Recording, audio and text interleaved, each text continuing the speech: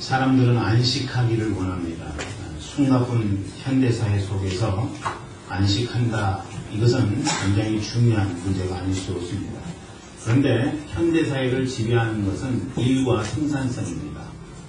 무슨 일을 하느냐, 어떤 일을 감당하고 있느냐, 일을 하는데 어떤 직분을 맡고 있느냐, 이것이 중요하다는 것이죠. 그리고 일을 한다고 해서 다 평가받고 또 사람들에게 존경을 받는 것이 아니라 열매는 얼마나 되느냐, 생산성은 얼마나 되느냐, 또 그 가치는 어느 정도 되느냐에 따라서 평가를 받게 된다는 것입니다. 그러니까 이걸 멈추고 쉰다는 것, 안식한다는 것은 어쩌면 현대인에게는 어울리지 아니한 일일 수 있다는 것입니다. 후퇴할 수 없으니까 일을 멈추면 후퇴하게 될 수도 있다는 사실, 또 정체될 수도 있다는 사실. 그래서 인생들은 안식하고 싶어도 안식할 수가 없습니다. 안식 대신에 우리 머리에는 이런 단어들로 가득 차 있지 않는가, 그런 생각을 갖습니다. 전략, 계획, 매출, 목표, 긴장, 노력, 욕구, 승진, 인정, 발전. 여러분 그렇지 않습니까? 오늘 이 자리에 앉아있는 우리 형제 자매들 가운데에도 머릿속에 이런 것들로 가득 차 있을 수 있다면 그런 인생은 안식할 수가 없겠죠. 이런 단어들 속에서 살다 보면은요, 우리가 안식이 아닌 것을 안식으로 생각할 수 있다는 것입니다. 안식이 아닌데 안식인 것으로 오해될 소지가 분명히 우리의 삶 가운데 있다는 것이죠. 그런 것들이 뭔가? 첫 번째로는요, 성공입니다. 성공. 이 땅에 사는 사람들은요, 모두 다 성공을 추구합니다. 안식에 변형된 이름이 뭐냐? 성공이라고 하는 것이죠. 그래서 안식은 성공이라고 하는 등식이 성립되는 것입니다. 그러나 성공했다고 해서 우리가 안식을 누리는 것은 아니라고 하는 거예요. 인간의 욕망은 한이 없습니다. 여러분 18평짜리 아파트를 사게 되면은 32평짜리 아파트를 사게 되고 32평짜리 아파트를 사게 되면은 50평짜리 아파트를 사고 싶은 것이 인간의 욕망이라고 하는 거예요. 요즘 한국의 서울에서는 큰 아파트 팔기 열풍이 빚어지고 있다고 합니다. 그러니까 적당한 아파트를 구입하는 것, 이게 아주 좋은 일이라는 그런 이야기를 하고 있죠. 여러분 어찌되었든 인간의 욕망이라고 하는 것이 한이 없기 때문에 뭔가를 계속해서 추구하게 된다는 것이죠. 그러므로 우리가 어떤 목표를 이루는 성공을 했다고 해서 그것이 안식으로 연결되는 것은 아니라고 하는 것입니다. 성공했다고 할지라도 인간의 마음 심령 속에 있는 욕망이 편안하게 안식하지 못하도록 만든다는 것이죠. 그래서 새로운 일에 도전하게 만들고 또 목표를 정해서 그 목표에 이루고자 하는 것이 인간의 본성이라고 하는 것입니다. 그렇게 따져보면은 성공했다라고 하는 것, 그것이 우리를 안식하게 만드는 것은 결코 아니라고 하는 것이고, 두 번째, 여러분 안식이 아닌데 안식인 것처럼 오해되는 것은 뭐냐면 내 마음대로 하는 거예요. 여기 있죠? 첫 번째로는 안식이 아닌데 안식인 것처럼 그렇게 오해되는 것은 성공이라고 하는 것이고, 두 번째로는 내 마음대로 하는 것입니다. 사람들은 눈치 보지 아니하고 하고 싶은 것, 할 수 있는 것 안식이라고 생각을 합니다. 여러분 그렇지 않습니까? 내가 저 자리에 오르면은 눈치 보지 아니하고 내 마음대로 해서 내가 쉬고 싶으면 쉬고 내가 하고 싶으면 하는 그런 안식을 누릴 수 있을 터인데 이게 사람들의 욕구라고 생각을 합니다. 그러나 여러분 저는 자기 원대로 사는 것은 안식이라고 말하지 아니하고 욕망이라고 생각을 합니다. 그건 욕망이죠. 안식이 아니라는 것입니다. 아이들을 보세요. 아이들 보면은요, 여러분 자기 마음대로 하려고 하잖아요. 그때는 뭐가 특효다? 내가 특효다. 마음대로 하려고 하는 아이는 내가 특효라고 하는 것입니다. 여러분 우는 아이들 울음 그치게 하는 방법 아십니까? 제가 그것에는 전문가입니다. 여러분 그 방법은요, 울지 마라 하면은 결코 안 됩니다. 어린아이를 울 때요, 울지 마라 하면은요 악에 받쳐서 더 울게 된다는 것이죠. 여러분 어떤 아이들은 울다가 경기하는 아이들도 있어요. 또 거의 정신을 잃은 것 같은 그런 모습을 보이는 아이들도 있습니다. 여러분 아니에요. 그 그거 트릭입니다. 속으면 절대 안 된다는 거죠. 물론 뭐 한 100명, 뭐 한 1000명 중에 몇 명은 진짜 울다가 경계하는 아이들도 있습니다만은 대부분의 아이들은 그렇지 않아요. 얼마나 영악한지 아세요? 아이들이 다 그건 트릭이라고 하는 것입니다. 여러분 어쨌든 우는 아이들 울음 그치게 하기 위해서 울지 마라 울지 마라 이렇게 이야기하는 것은 효과가 없다는 것이죠. 어떻게 하라고요? 울어라 울어라 울어라 울어라. 여러분 우리 교인들 중에서도 몇 명 제가 고쳤는데 그래서 잘 안 울어요. 물론 우는 것은요 감정평을 위해서 좋은 일일 수도 있지만은 악다고 팍팍 쓰면서 우는 아이들은 고쳐줘야 된다는 것입니다. 그런데 그 고쳐주는 방법은 계속 울라고 이야기하는 거예요. 울어라 울어라 이렇게 이야기하면은요 처음에는 악에 받쳐서 막 크게 웁니다. 크게 우는데 그것에 여러분들이 마음이 약해져서는 안 된다는 것이죠. 계속해서 한 30번만 잘 운다 울어라 울어라 이렇게 이야기하면은요 울음 그치라고 해야죠. 이렇게 아이들이 이야기한다는 것이죠. 받아주면은요 얘 망치는 거예요. 그래서 받아줄 때 받아줘야 되지 받아주지 않아야 될 때 받아주면은 문제가 된다는 것입니다. 물론 이제 우리 아이들 중에 뭐 인성이나 애리를 울으라 울으라 하면 걔네들은 안 되죠. 그런 아이들은 울음을 그치게 해야 됩니다. 그치게 해야 되는데 그렇지 않고 조금 큰 애들 이제 지우부터 시작합니다. 지우부터는요 울 때 울음 그치라고 이야기하면 안 되는 거예요. 잘 울도록 이렇게 도와주고 행복해주면은 우는 방법이 우는 습관이 고쳐진다는 이야기입니다. 여러분 어떤 엄마는요 그래서 애가 젖달라고 울 때 금방 젖주지 않고 한 템포 늦췄다가 젖을 주려고 합니다. 어떻게 생각하면은 그 엄마는 지혜로운 사람일 수도 있다는 생각을 가져요. 왜냐하면은 아이가 늘 뭐를 달라고 할 때 우는 습관이 들면 안 되니까 그게 아니야. 네가 울더라도 때가 되지 아니하면 젖을 주지 않는 거야. 이런 그 교육적인 효과를 노리기 위해서 때가 아닌데 젖달라고 울면은 젖을 주지 않고 한 템포 늦췄다가 그 젖을 준다는 것입니다. 여러분 성경은요 하나님 뜻대로 살지 아니하고 자기 마음대로 사는 것을 죄라고 이야기를 합니다.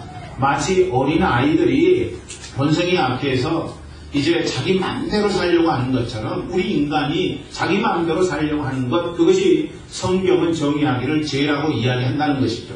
아담은 죄를 범했기 때문에 죄인이었지만은 이 땅에 태어나는 모든 아담의 후손들은 죄인이기 때문에 죄를 짓는데 그 죄 중에 가장 중요한 죄가 자기 마음대로 살려고 하는 죄라고 하는 것입니다. 자기 마음대로 사는 것은요 그래서 결코 안식하지 못하도록 만든다는 거예요. 에덴 동산에 아담과 하와가 자기 마음대로 선택하게 되잖아요. 그 결과가 무엇입니까? 죽는 거였어요?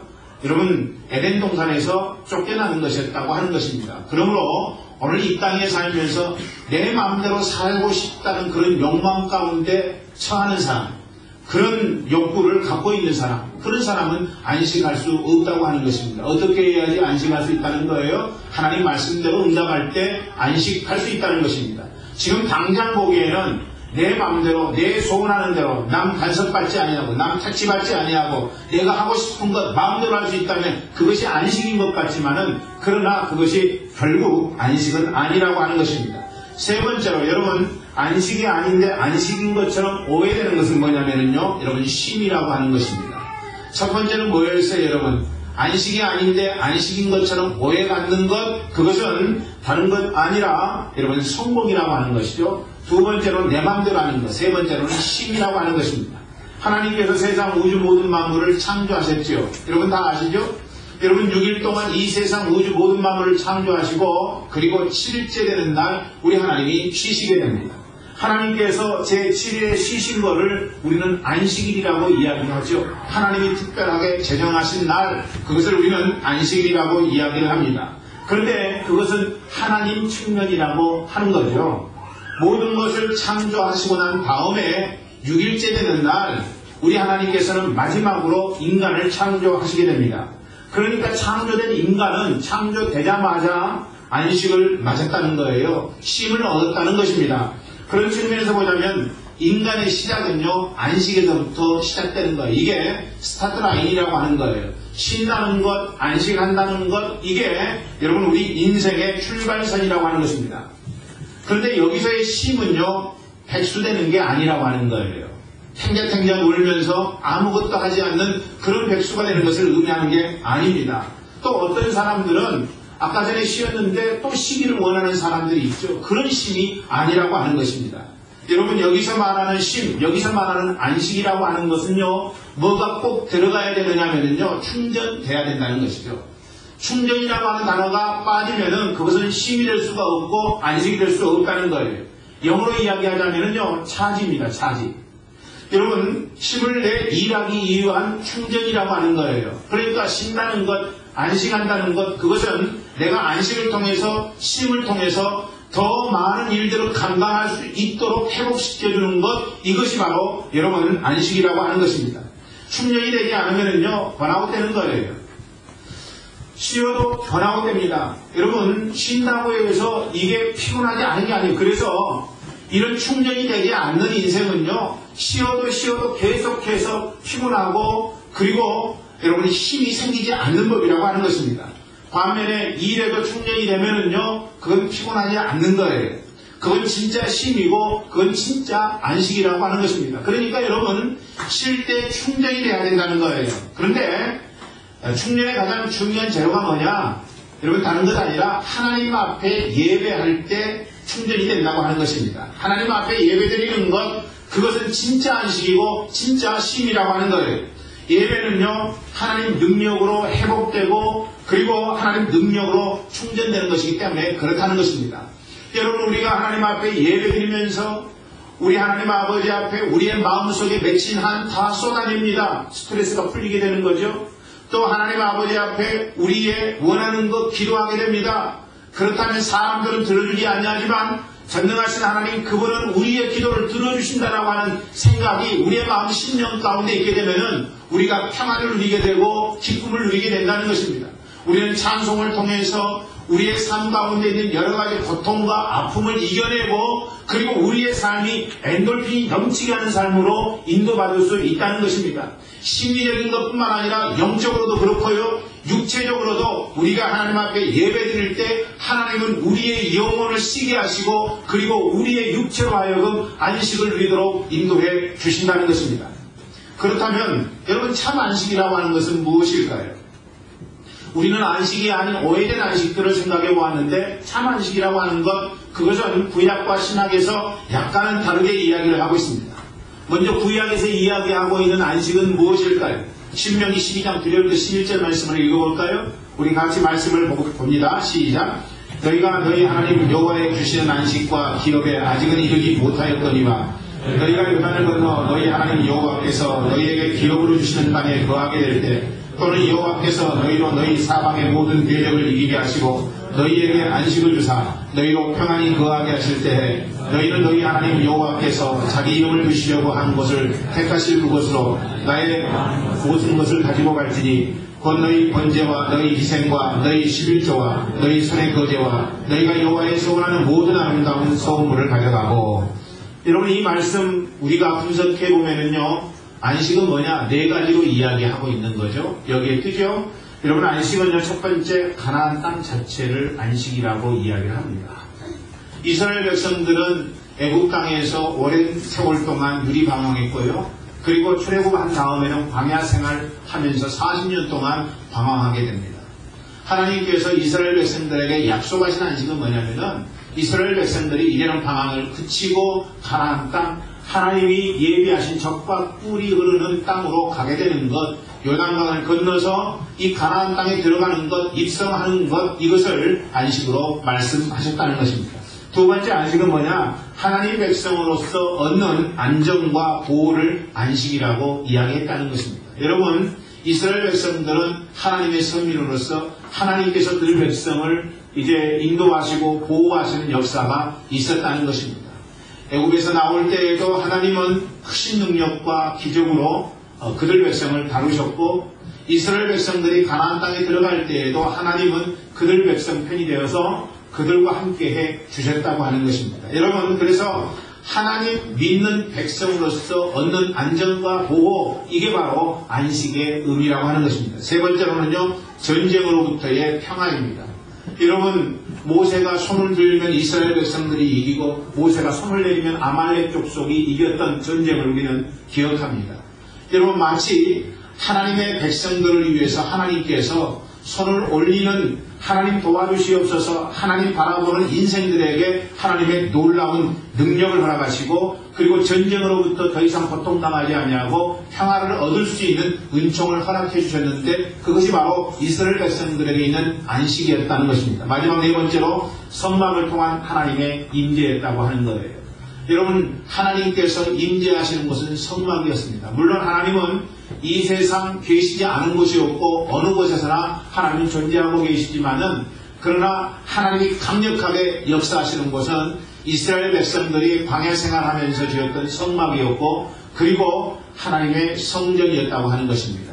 이사야 선지자는 이제 하나님이 거하시는 성전에 들어가서 깜짝 놀라게 됩니다. 하나님의 수락들, 천사들이 호나하며 하나님의 영광이 그 성전 안에 가득 차게 만들었다는 것이죠. 그래서 그 놀라운 광경을 목격하고 이사야는 뭐라고 고백합니까? 화로다 나로 망하게 되었도다. 자기의 입술이 부정한 입술이라는 사실을 고백하면서 하나님, 내 입술을 숯불로 지려 주옵소서. 하나님 앞에 영광의 광채를 보면서 자기의 연약함, 자기의 부족함을 목격하고 하나님 앞에 찬송을 올리게 되잖아요. 그러므로 이스라엘 백성들에게 있어서 안식은 뭐냐면 성막을 통해서 임재하시는 하나님의 역사였다고 하는 것입니다. 하나님께서는 모세와 여호수아 시대에 이스라엘 백성들에게 안식을 약속하셨습니다.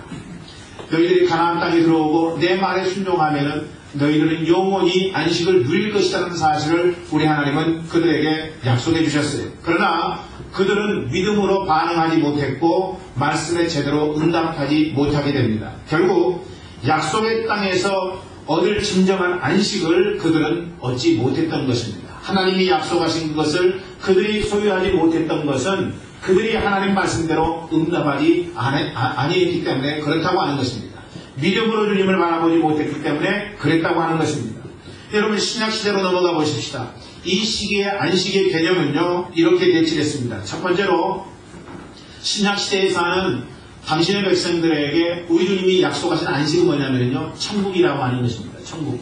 여러분, 천국을 소유하셨나요? 여러분이 예수 그리스도를 구세주와 주님으로 영접하고 여러분 마음 심령 가운데 영원한 천국을 소유하시게 되었나요? 여러분, 지금 당장 죽어도 이제 하나님 나라에 갈 수 있다는 확신이 여러분 마음 심령 가운데 있습니까? 여러분, 이 땅을 살아가면서 하나님께서 통치하시는 나라, 하나님께서 다스리는 나라, 이제는 내가 과거에는 심판받을 수밖에 없었으나 예수를 통해서 이제 믿음을 갖게 되었고 그 믿음을 가진 자에게는 더 이상 심판이 없다는 주님의 말씀대로 천국에 갈 수 있는 그런 은총이 주어지는 것, 그것을 안식이라고 성경은 이야기합니다. 우리가 이 땅의 삶을 모두 다 마치고 주님 부르심을 받아서 그날 거기에 들어가는 날 우리는 영원히 안식하게 될 것입니다. 두 번째로 신약시대에 사는 우리에게 안식은 뭐냐면요, 그리스도인으로서 얻는 안정과 보호라고 하는 거예요. 여러분, 우리 주님께서 우리에게 약속하신 바가 무엇입니까? 평강의 평강으로 지키시겠다고 약속하신 건 아니겠습니까? 오늘 이 땅을 살면서 많은 영혼들이 시험 가운데 처해서 어려움을 당하고 괴로움을 당하고 고통 가운데 있을 수 있습니다. 그런데 우리 주님의 약속은 뭐냐면요, 너희가 감당치 못할 시험당함을 허락지 아니하시겠다고 말씀하신 거예요. 시험당할 중에 피할 길을 내서 너희를 능히 감당하게 하시겠다고 말씀해 주신 거예요. 그러므로 오늘 이 땅을 살아가는 모든 그리스도인의 특권은 뭐냐면은 하나님이 나에게 함께 하신다, 하나님이 나를 도와주신다, 하나님이 시험 가운데서도 시험당하지 아니하고 피할 길을 내서 우리로 능히 감당하게 하신다라고 하는 주님의 보호하심이라고 하는 것입니다. 세 번째로 신약시대에 사는 우리에게 주님이 약속하신 안식은 뭐냐면요, 세상의 투쟁과 죄로부터의 구원이라고 하는 것입니다. 영원히 멸망받을 수밖에 없는 죄로부터 우리가 벗어나게 되었다는 것이죠. 그것은 하나님의 은혜요, 하나님의 사랑이라고 하는 것입니다. 여러분, 우리가 이 땅을 살아가면서 예수 믿는 자로서 참말로 하지 않아야 될 그런 투쟁으로부터 우리 하나님께서 우리로 하여금 승리하도록 만들어주신다는 것이죠. 그것이 바로 그리스도 예수 안에 있는 안식이라고 하는 것입니다. 마지막 네 번째는 뭐예요? 교회와 성령을 통한 임재를 안식이라고 이야기하는 것입니다. 오늘 여러분들은 그러므로 이 자리에 앉아있기 때문에 안식하고 있는 것입니다. 할렐루야. 안식하는 자라고요. 여러분의 인생 가운데 뭔가 세상 속에서 살 때 잘 풀리지 않고 또 기도하는 대로 응답되지 아니하고 참 괴롭고 힘들다라는 그런 생각이 들 때가 있다는 것이죠. 그러나 그런 마음을 뒤로 하고 주님의 전에 나와서 주님 앞에 기도하고 주님 앞에 간구할 때 주님은 우리에게 안식을 허락해 주신다는 것이죠. 뿐만 아니라 성령의 보호하시고 도우시는 은총으로 말미암아 우리는 세상 가운데서 승리할 수 있게 된다는 것이죠. 이게 바로 교회와 성령을 통한 안식의 개념이라고 하는 것입니다.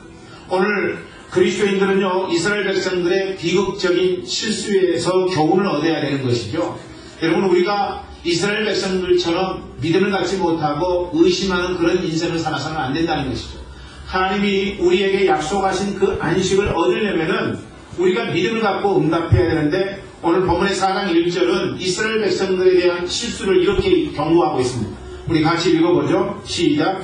그러므로 우리는 두려워할 테니 그의 안식에 들어갈 약속이 남아있을지라도 너희 중에 혹 미치지 못할 자가 있을까 하니라. 안식에 들어갈 약속이 남아있다고 할지라도 여러분, 오늘 우리의 삶 속에는 안식에 들어갈 약속이 남아있습니다. 왜냐하면 하나님이 예수 믿는 자에게 주시는 그런 분명한 그 언약이기 때문에 그렇다는 것이죠.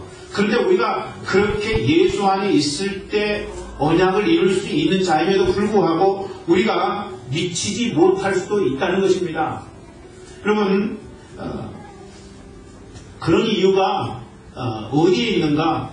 오늘 이제 15절, 4장 2절 말씀을 우리에게 이야기해 주고 있는데요. 히브리파 그리스도인들 가운데, 유대 그리스도인들 가운데에도 여러분, 이제 안식을 얻지 못한 자가 있다는 사실을 우리에게 이야기해 주고 있는데, 그 이유는 뭔가? 4장 2절 말씀, 우리가 그 말씀 보면서 진단해 봅니다. 시작. 저희와 같이 우리도 복음 전함을 받은 자이나 그러나 그 들은 바 말씀이 저희에게 유익되지 못한 것은 듣는 자가 믿음을 화합지 아니함이라. 여러분, 안식을 얻지 못하는 이유에 대해서 이야기하고 있는데 그것은 듣는 자가 믿음을 화합지 못하기 때문이다. 이렇게 이야기하고 있는 것이죠.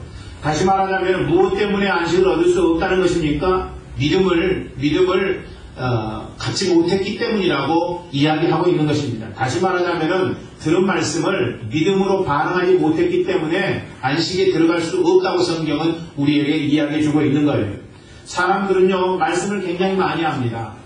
음으로 양으로 말씀을 어떻게 알게 돼서 말씀에 대해서 많이 알아요. 또 여러분 인터넷에 들어가면 얼마든지 설교 말씀을 들을 수 있고 또 얼마든지 신앙에 유익한 이야기를 들을 수가 있습니다. 그렇기 때문에 교회에서 가르쳐주지 않아도 알고 있는 상식이 굉장히 많아요. 여러분, 하나님의 말씀에 대한 지식이 있다는 것입니다. 여러분, 그런데 그런 지식은 믿음하고 연결되지 아니하면 아무 쓸모가 없는 그런 말씀이 된다는 거예요. 도울 김용옥을 여러분 한번 생각해 보시기 바랍니다. 참 많이 알아요. 참 많이 알죠. 야, 저 사람은 예수 안 믿는데 어떻게 저렇게 많이 알까? 물론 그것이 플러스 개똥철학하고 연결되어서 조금 이상한 것입니다만은, 그러나 예수 믿지 않는 사람 치고 그 정도의 성경 지식을 갖고 있는 사람이 많지 않아요. 그런데 김용옥 씨는 그걸 안다는 것입니다. 그런데 그가 안식을 얻는다? 이거는 장담할 수 없다는 것이죠. 많이 안다고 해서 안식을 얻는 것은 아니라고 하는 거예요. 그것을 믿음과 연결시키지 아니하면은 그것은 꽝이라고 하는 것입니다.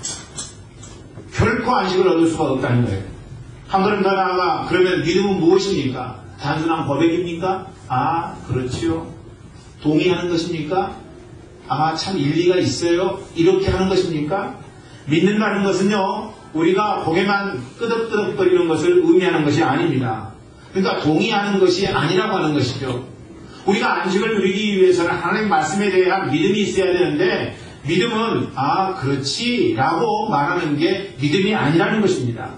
동의로는요, 3절의 말씀에 보면은요, 어떤 내용이 기록되어 있느냐면은 안식에 들어오지 못하리라, 이렇게 말씀이 기록되어 있다는 거예요. 그러니까 하나님의 말씀을 우리가 믿음으로 고백하고 응답하지 아니하면은 아무리 동의하고 아무리 고개를 끄덕끄덕 거린다고 해서 안식에 들어가는 것은 있을 수가 없다는 것입니다. 그렇다면 참된 안식은 어떻게 하면 얻을 수 있다는 말입니까? 이제 우리가 참된 안식을 얻기 위해서 우리의 삶 가운데 있어야 될 두 가지를 좀 생각해 보기를 원합니다. 첫째는요, 안식은 말씀에 사로잡힐 때 얻을 수 있다는 것입니다. 12절 13절 말씀 한번 읽어보죠. 시작. 하나님의 말씀을 따르고 눈물이 있어 자외에서 공과 영과 이 판결과 뜻을 얻는 얘기하며 또 마음의 생각과 뜻을 감찰하나니 지으신 것이 하나도 그 앞에 나타나지 않음이 없고 오직 만물이 우리를 상관하시는 자의 눈앞에 벌거벗은 것 같이 드러나느니라. 말씀은요, 인간 영혼의 가장 깊은 것이라도 진단하는 능력을 갖고 있습니다. 자기 공명 촬영 장치를 여러분 아시죠? CT 촬영, MRI 촬영, 이런 것들이 있어요. 병원에 가면은. 그런데 그런 기계들은 인간의 가장 깊은 곳의 상태를 사진으로 이렇게 촬영할 수 있습니다. 그러나 자기 공명 촬영 장치가 인간의 감정이나 인간의 생각을 진단할 수는 없다는 것이죠. 아무리 뛰어난 기술을 갖고 있다고 할지라도 인간의 심리적인 것을 파악할 수는 없다는 것입니다. 반면에 하나님의 말씀은요, 예리하여서 그런 것까지도 진단이 가능합니다. 우리가 읽었던 말씀 속에 보니까 여러분, 우리의 혼과 영과 관절과 벌수를 찔러 쪼개고 변화시킨다고 이야기하고 있는 거죠. 그렇기 때문에 하나님의 말씀은 그 말씀 앞에 응답하는 자의 인생 가운데 놀라운 일을 일으킨다는 것입니다. 다 하나님의 말씀 앞에서는요, 드러나기 마련이라고 하는 거예요. 숨기는 것, 숨길 수 없다는 것입니다. 나만이 알고 있는 것, 나만이 알고 있는 게 아니라고 하는 거예요. 우리가 하나님의 말씀 앞에 서게 되면은 우리의 숨긴 것, 우리의 드러나고 싶지 않은 그런 생각까지도 다 드러나게 된다는 것이죠. 여러분, 이렇게 생각하면은 드러나는 것이 안식인가? 우리는 그런 부담을 가질 수가 있습니다. 드러나는 것은 안식이 아니라고 생각을 하죠. 그렇죠? 여러분, 드러나는 것은 오히려 인생 가운데 부담이고, 그래서 사람들 앞에 철저하게 숨기고 철저하게 숨는 것을 선택하는 사람들이 이 땅 위에 얼마나 많이 있습니까? 어떤 사람이 나에 대해서 안다는 것, 내 과거를 알고 내 삶을 안다는 것, 내가 잘못 살았던 그런 모든 것을 알고 실패한 것들을 안다는 것, 그것은 부담일 수밖에 없습니다. 그것이 드러나는 것이 어떻게 안식일 수 있느냐는 거예요. 그래서 영리한 사람은 하나님의 말씀을 대하지 않아요. 하나님의 말씀 앞에 자기 인생을 맞닥뜨리지 않습니다. 그냥 동의할 뿐이에요. 그냥 하나님의 말씀 좋다고 이야기할 뿐입니다. 고개를 그냥 끄덕끄덕 할 뿐이에요. 주일날 와서 말씀 듣고 오늘 말씀 잘 증거하네, 그렇게 할 뿐이라고 하는 것입니다. 하나님의 말씀 앞에 진지하게 자기의 인생의 문제를 한번 투과시켜보지 않는다는 것입니다. 여러분, 말씀 앞에 자기 자신을 되새김질해야 된다는 거예요. 그래서 이제 베레아 사람은 뭐라고 이야기하고 있습니까? 데살로니가에 있는 사람보다 더 신사적이어서 간절한 마음으로 말씀을 받고 그 말씀이 그러한가에 상고해보는 사람이라고 이야기하고 있지 않습니까? 오늘 우리가 하나님의 말씀을 들을 때 그런 작업이 필요하다는 것입니다. 하나님의 말씀을 간절한 마음으로 받아야 돼요.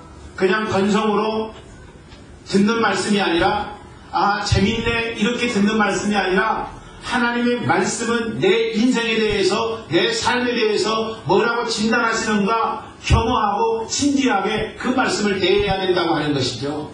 여러분, 우리가 그런 하나님의 말씀 앞에 생각해 봐야 돼요. 내가 지금 이렇게 살아가고 있는 것이 하나님 보시기에 합당한 것인가? 하나님이 내게 원하시는 뜻은 무엇인가? 하나님은 지금 내게 강권하시되 무엇을 하라고 이야기하시는가? 하나님의 말씀을 통해서 내 삶을 다시 한번 되새김질하고 여러분, 마치 소가 여물을 되새김질하면서 씻듯이 하나님의 말씀을 씻고 또 씻고, 그래서 그 말씀이 내 인생 가운데 영향을 미치도록 만드는 작업, 이것이 여러분 우리의 삶 가운데 필요하다는 것입니다. 그런데 그렇게 하지 않더라는 거예요. 왜요? 부담되니까요. 부담되니까 그렇게 하지 않는다는 것입니다. 분명한 것은 이런 분들은요, 진짜 안식을 경험하지 못한다는 거예요. 거짓 평화를 누리게 되고요, 거짓 안식을 누리게 되고요, 거짓 행복 속에 사로잡히게 되더라는 것입니다. 주님이 말씀하시는 참된 평안은, 참된 기쁨은 존재하지 않는다는 거예요. 참된 안식은요, 여러분, 말씀을 통해서 나의 연약함이 느껴지고 나의 부족함이 느껴지고, 그래서 감당할 수 없는 나의 죄악, 감당할 수 없는 나의 연약한 모습, 그것 때문에 애통해하는 그런 모습을 통해서 여러분, 우리는 안식을 얻게 된다는 것입니다. 하나님 뜻대로 살지 못하는 연약한 나, 하나님 말씀과는 전혀 상관없이 이율 배반적으로 응답하는 나, 그래서 모순 투성이이고 부족한 투성이인 나, 여러분, 언제 그것을 발견할 수 있다는 거예요? 그냥 우리가 생각해서 발견할 수 있다는 것입니까? 아니라는 거예요. 언제 발견할 수 있느냐면요, 하나님의 말씀 앞에 나를 내려놓을 때 그때 발견할 수 있다는 거예요. 그래서 이 하나님의 말씀이 성령의 감동을 했기 때문에 교훈과 책망과 발견함과 의로 교육되기에 부족함이 없다고 성경은 우리에게 말씀해주고 있는 것입니다. 여러분, 다윗을 보세요. 다윗이 밧세바를 범했습니다. 그리고 여러분, 우리아를 전방으로 내보내서 결국에는 죽임을 당하게 만듭니다. 그런 다윗에게 어느 날 나단이 다가와서 당신이 하나님 앞에 잘못했습니다라는 죄악을 지적하게 되죠. 여러분, 주의 종을 통해서 들려지는 하나님의 말씀 앞에 다윗이 응답하게 되죠. 그 말씀이 시편 51편에 기록이 되어 있더라고요. 여러분, 시편 51편 한번 찾아보세요. 시편 51편 한번 봅니다. 준비되지 않았어요. 시편 51편에 보면은요, 어떤 말씀이 기록되어 있느냐면요, 철저하게 이제 다윗이 하나님 아버지 앞에 응답하면서 자기의 그 비참함을 애통함으로 고백하는 내용입니다. 1절에 보면은요, 하나님의 주의 인자를 좇아 나를 긍휼히 여기시며 주의 많은 자비를 좇아 내 죄과를 도말하소서. 나단이 다가와서 당신이 하나님 앞에 잘못된 삶을 살았습니다 라고 이야기하자, 지적하자, 그 말씀을 나하고는 해당하지 않는 말씀이라고 생각하지 아니하고 철저하게 그 말씀 그대로 하나님 아버지 앞에 잘못을 고백하는 다윗의 모습을 보게 됩니다. 나의 죄가를 도말하소서. 나의 죄가를 도말하소서. 2절을 보게 되면요, 나의 죄악을 맑게 씻기시며 나의 죄를 깨끗이 제하소서. 3절에 보면은 나는 내 죄가를 아오니 내 죄가 항상 내 앞에 있나이다. 죄를 짓지 않으려고 해도 죄가 내 앞에 있다는 사실을 다윗은 고백하고 주님 앞에 용서를 구하는 모습을 우리는 목격하게 됩니다. 4절 보니까 내가 주께만 범죄하여 주의 목전의 악을 행하였다고 이야기합니다. 9절 보니까 주의 얼굴을 내 죄에서 돌이키시고 내 모든 죄악을 도말하소서라고 이야기합니다. 10절에서 보면은 내 속에 정한 마음을 창조하시고 내 안에 정직한 영을 새롭게 하옵소서. 내 안에 정직한 영이 없다는 것을 다윗은 발견하게 된 거예요. 그렇게 하나님과 동행했던 사람이었고 하나님이 생각하실 때 내 마음에 합한전하고 이야기했던 다윗이지만은, 그러나 다윗이 하나님의 주신 말씀 앞에 자기 자신을 조명해 보니까 내 안에 정직한 영이 없다는 거예요. 사랑하는 형제자매 여러분, 오늘 우리가 주님의 말씀 앞에 맞닥뜨리게 될 때 내 안에 정직한 것이 없다는 사실을 우리는 발견하게 될 것입니다. 그러므로 하나님의 말씀 앞에 우리를 비춰보아야 된다는 것입니다. 14절에 보니까 하나님이 나의 구원의 하나님이여 피 흘린 죄에서 나를 건지소서. 내 혀가 주의 의를 높이 노래하나이다. 여러분, 그러나마 우리아를 죽인 것에 대한 핏값에 대해서 하나님 앞에 용서를 빌었을 것입니다. 17절에 보니까 하나님이 구하시는 제사는 상한 심령이라 하나님이여 상하고 통회하는 마음을 주께서 멸시치 아니하시리로다. 하나님이 구하시는 제사는요, 상한 마음이라고 하는 거예요. 애통해하는 마음이에요. 내가 하나님 앞에 온전한 모습을 가질 수 없는 자입니다. 하나님이 이렇게 배은망덕한 자입니다. 하나님 뜻대로 살지 못하는 나입니다. 하나님의 말씀 앞에 나아가 그렇게 하나님 앞에 상한 마음을 갖고 통회자복하는 심령, 여러분, 그때 비로소 안식이 있다는 사실입니다. 저도 늘 하나님의 말씀 앞에 제 자신을 비춰봅니다. 얼마나 완악한지 몰라요. 얼마나 하나님 앞에 잘못하고 있는지 몰라요. 여러분, 제가 여러분들보다는 죄를 지을 확률이 많지 않겠지요. 여러분들은 직장생활 하면서, 사업하면서 때로는 하지 않아야 될 거짓말도 하게 되고, 때로는 음주도 해야 되고, 여러분 그렇잖아요. 근데 저는 그런 거 하나도 없으니까 여러분들보다는 죄를 적게 지을 것 같잖아요. 그런데 하나님의 말씀 앞에 비춰보면요, 나 같은 죄인이 없다는 사실입니다. 그래서 여러분, 바울은요, 내가 죄인 중에 교수라고 이야기했잖아요. 바울이 뭐 그렇게 하나님 앞에 잘못한 것이 있겠어요? 그렇지 않습니까? 늘상 고생하며 복음을 증거했던 그 바울의 입술에서 고백하는 고백이 뭐예요? 나는 죄인 중에 계수라. 이거 아니겠습니까? 하나님의 말씀 앞에 나를 비춰보니까 내 안에 선한 것이 아무것도 없다는 거예요. 내가 하나님 뜻대로 살고 있지 않다는 것이 분명하다는 거예요. 여러분, 바울은 그것을 살면 살수록 그 마음 심령 가운데 느꼈던 것입니다. 저 또한 마찬가지예요. 그래서 하나님의 말씀으로 나를 다시 한번 여과시키고, 그리고 하나님의 말씀으로 나를 조명해보고, 하나님 앞에 온전하지 못한 모습으로 응답하고 있다면은, 그때 해야 될 일은 뭐냐면은, 하나님 저를 불쌍히 여겨주시옵소서. 내가 이런 자입니다. 이렇게 부족하고 이렇게 온전하지 못한 모습을 갖고 있는 자입니다. 하나님 앞에 그런 모습으로 나가야 된다는 것이죠. 그러므로 말씀으로 깨뜨려지고 무너져서 애통하는 상태, 그게 여러분 진짜 안식이라고 하는 거예요. 아멘. 사람들이 내 죄에 대해서 모를 때 안식하십니까? 내가 이런 범죄를 했는데, 이렇게 사람들을 속였는데 사람들이 나에 대해서 하나도 몰라. 그래서 여러분 안식하십니까? 하나님 앞에서는 드러나지 않을 것이 아무것도 없다고 성경이 이야기하고 있다는 것입니다. 두 번째로, 안식은 뭐냐면은 하나님 말씀 앞에 나를 조명하는 것, 그것이 안식이고요. 그리고 하나님의 말씀이 나를 조명할 때 내 마음이 무너지는 거예요. 그래서 나 같은 죄인이 없군요, 하나님. 이렇게 하면서 애통하는 마음을 갖는 것. 그래서 애통하는 마음을 갖고 예수님 앞에 나아갈 때 그런 자가 안식을 누릴 수 있게 된다는 것입니다. 나의 정당함이 드러나면은요, 낙심할 수 있어요. 그렇지 않습니까? 내가 온전하지 못하는 사실이 내 스스로 느껴지게 되면은 낙심할 수 있다는 거예요. 그때 필요한 것이 뭐냐면요, 용기예요, 용기. 무슨 용기냐? 그것은 예수님 붙잡는 용기. 그게 있어야 된다는 것이죠. 14절의 말씀이 그 사실을 분명히 합니다. 우리 같이 읽어보죠. 시작. 그러므로 우리에게 큰 대제사장이 있으니 승천하신 자, 곧 하나님 아들 예수시라. 우리가 믿는 도리를 굳게 잡을지어다. 대제사장이신 예수를 붙잡으라는 것입니다. 그러면 왜 그를 붙잡으라는 거예요? 15절 말씀 보면은, 여러분, 그 이유가 우리에게 전달되고 있죠. 15절 말씀 읽어봅니다. 시작. 우리에게 있는 대제사장은 우리 연약함을 체면하지 아니하는 자가 아니요 모든 일에 우리와 한결같이 시험을 받은 자인데 죄는 없으시니라. 여기서 체휼한다는 단어가 무슨 단어인지 여러분 잘 모르시죠? 체휼하지 아니하는 분이 아니요. 이 말은 예수님은 체휼하는 분이다 라는 말이죠. 그렇다면 이 체휼이라는 말이 뭐냐면은 동정한다, 그런 말이에요. 동정한다. 나의 상태를 알고 인정해준다. 내 그런 상황을 받아들여준다. 이 말이 체휼한다는 의미의 단어라고 하는 것입니다.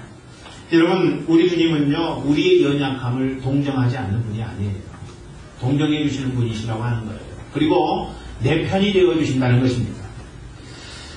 그 이유는 어디에 있냐면요, 예수님이 우리를 다 받아주시고 우리를 동정하시고 우리가 애통하는 마음으로 주 앞에 나갈 때 주님이 됐다라고 말씀하시는 이유는요, 그가 친히 고통을 당하셨기 때문이라고 이야기합니다. 예수님은요, 40일 금식하시면서 공생을 시작하시기 전에 40일 금식하잖아요. 광야에 나가서. 그런데 그 광야에서 금식하시고 나서 이 배고픔을 느꼈어요. 여러분, 친히 예수님은요, 배고픔에 대한 아픔을 경험하셨기 때문에 이 땅을 사랑하는 많은 배고픈 자들을 이해하시고 그리고 긍휼을 베푸실 수 있다는 사실입니다. 또 예수님은 제자들에게 배신을 당하셔서 배신의 아픔을 이해하십니다. 이해하세요. 여러분 가운데 인생 살다가 정말로 내가 그렇게 잘해줬건만 그 사람이 그럴 수는 없어 라고 하는 생각을 갖고 있는 분 계십니까? 그것만 생각하면 마음 가운데 우라통이 터지고 흥분이 되고 그래서 진정할 수 없는 그런 상태에 처한 분이 계십니까? 그렇다면은 그 문제를 갖고 예수님 앞에 나가셔야 돼요. 예수님은 우리의 마음을 이해하시고 용납하시고 그리고 들어주시고 우리로 하여금 그런 아픔을 극복하고 승리할 수 있도록 만들어주시는 분이기 때문에 그렇다는 것입니다. 여러분 뿐만 아닙니다. 예수님은요 무시당한 세리를 찾으셨고 사마리아 여인을 만나셨습니다. 그는 핍박을 받으셨고 침뱉음을 당하셨어요. 열등감에 사로잡힌 삭개오를 아셨어요. 뿐만 아니라 교만하기 그지없는 부자 청년도 우리 주님은 아셨습니다. 다 품으셨어요. 다 수용하셨습니다. 심지어 예수님은 사람들을 살리기 위해서 십자가 고통도 마다하지 아니하시고 자기 육체에 짊어지셨던 것입니다. 그래서 예수님은 이 땅의 모든 사람들에게 선포하시죠. 뭐라고 선포하세요? 여러분 마태복음 11장 28절 보면은 여러분 잘 아는 말씀이에요. 읽어볼까요? 시작. 수고하고 무거운 짐진 자들아 다 내게로 오라. 내가 너희를 쉬게 하리라. 할렐루야.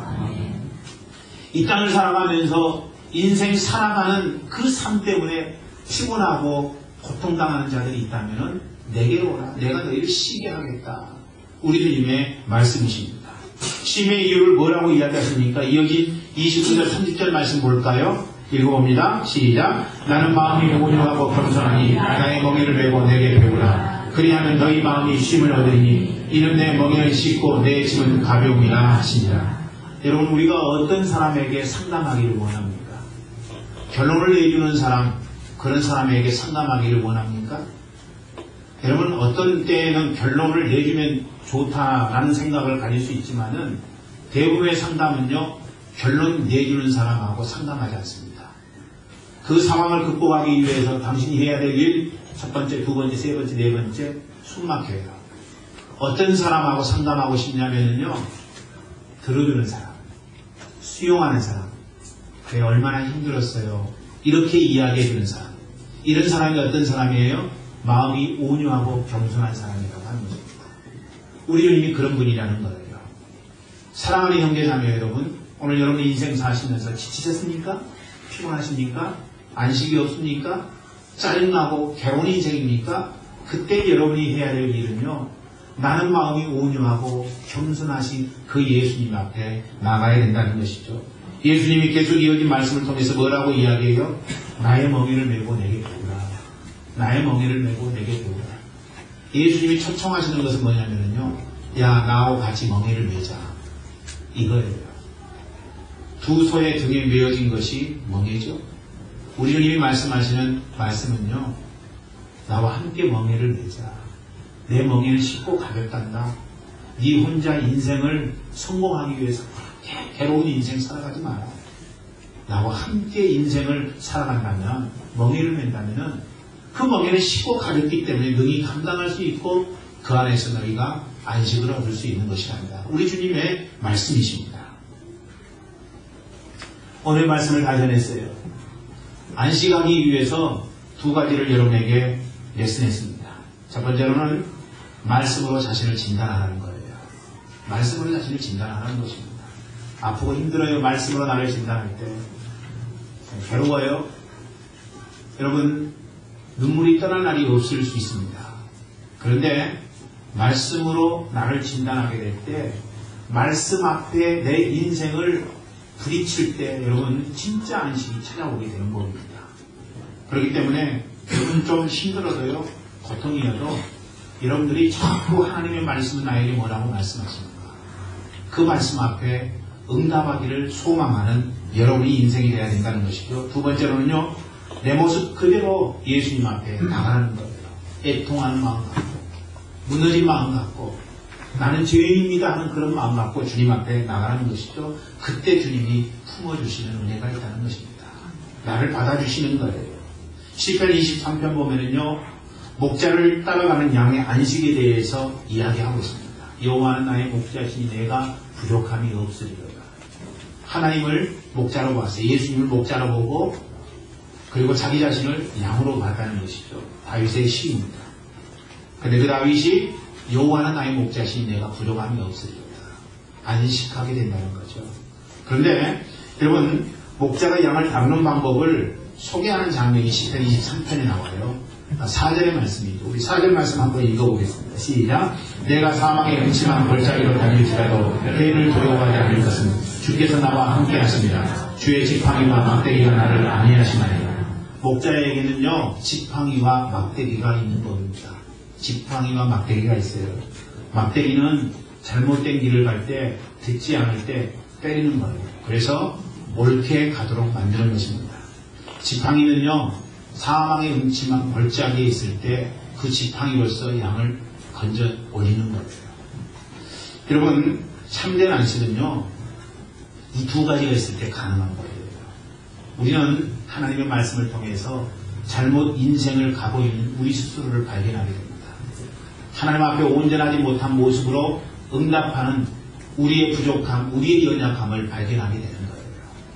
뿐만 아니라 우리는 이 막대기와 같이 우리를 때리시는 하나님의 말씀을 통해서 우리의 현재 위치를 파악하게 되고, 그리고 지팡이로 건져주시는 주님의 음성을 듣게 된다는 것입니다. 여러분, 이것이 바로 지팡이의 효능이죠. 우리가 예수 그리스도 앞에 나가게 되면 우리 주님께서 우리를 다 이해하시고, 그리고 우리에게 격려와 용기를 베풀어 주신다는 것입니다. 그런 자는요, 사망의 음침한 벌짝에 있어도 해를 두려워하지 않게 됩니다. 지팡이와 막대기로 인도함을 받는 자는요, 참된 안식이 있다는 사실을 알기 때문에 그렇다는 것이죠.